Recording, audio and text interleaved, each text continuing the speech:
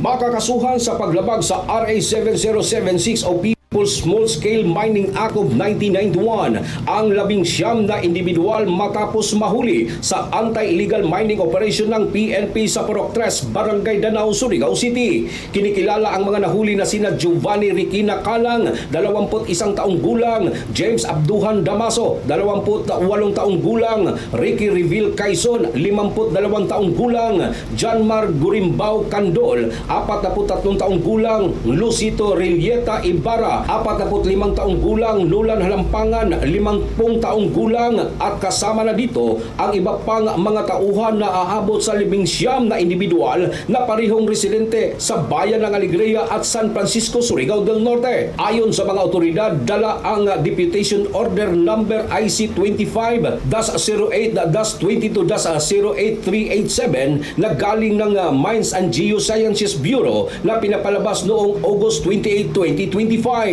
Tumambad ang iba't ibang klaseng illegal mining paraphernalias at 5 sako na naglalaman ng lupa na ipoproseso para sa ginto ang nakuha ng mga otoridad. Nasa kustodiya ngayon ng CTPNP ang mga nahuling suspect para sa karagdagang imbestigasyon. Mula dito sa RMN DXRS Surigao, ito inyong radyoman Jefferson Galotera Fuentes, Tatak RMN. RMN Network News.